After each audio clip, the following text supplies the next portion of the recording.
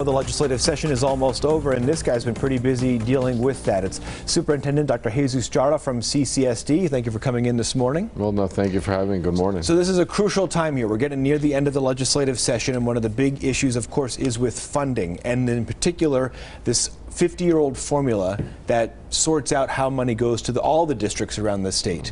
Where do things stand right now? You're about to go up to Carson City for the end of the session pretty soon here. Where do things stand right now? Well, you know, it's actually going up for a vote, I think today or tomorrow, at least on the Senate side. So we're excited that it's moving, and then it'll be in the Assembly, you know, really looking at what that funding formula. They had a joint committee meeting last week. I was there to testify just really on the needs of, you know, for Clark County and understanding the complexity of the state.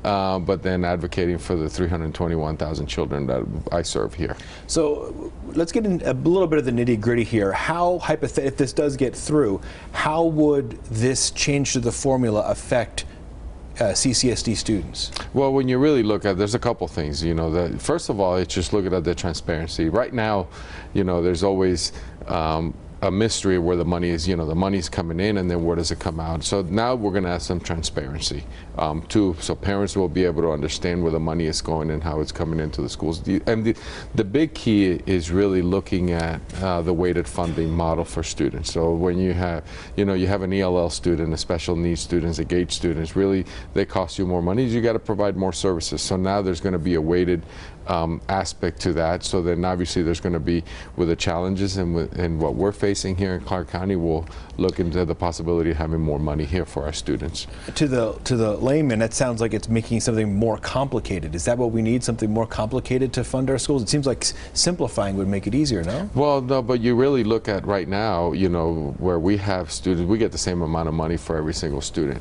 And some kids cost us, I mean, we have special needs students that cost us $50,000. We get $5,700.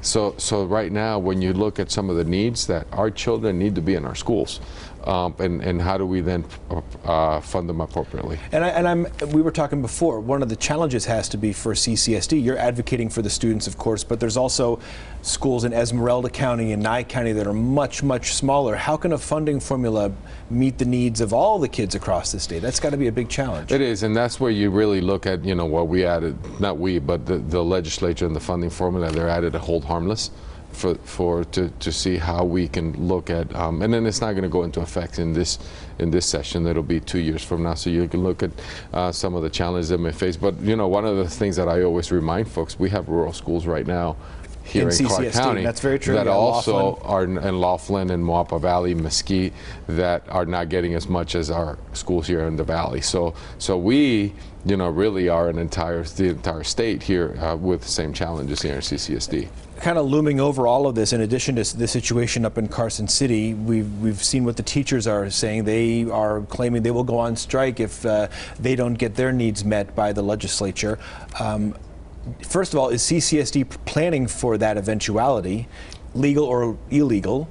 And B, what do you think that what is being discussed in Carson City will, in your opinion, appease their needs? Well, first of all, you know, I've had the conversations with, obviously the challenge that I have is that, you know, looking at, as sympathetic as I am for the teachers, right, you know, with our teacher raises, the class size, the pressure, you know, one of the things that was discussed in the hearing with, in the funding formula, you had one of my colleagues from a rural school system saying, well, my class sizes are going to go up to 28, 30. My classes are 51. Yeah. So there's a little bit of a difference. So one of the things that, you know, obviously for our teacher working conditions, but obviously the raises. So what I continue to say, let's just continue to use legally what we have within the legislative session to get as much money as we need to for our schools, so then we can address the needs. But we're ready. We're preparing for whatever the challenges may be after session. Including if there might be a strike?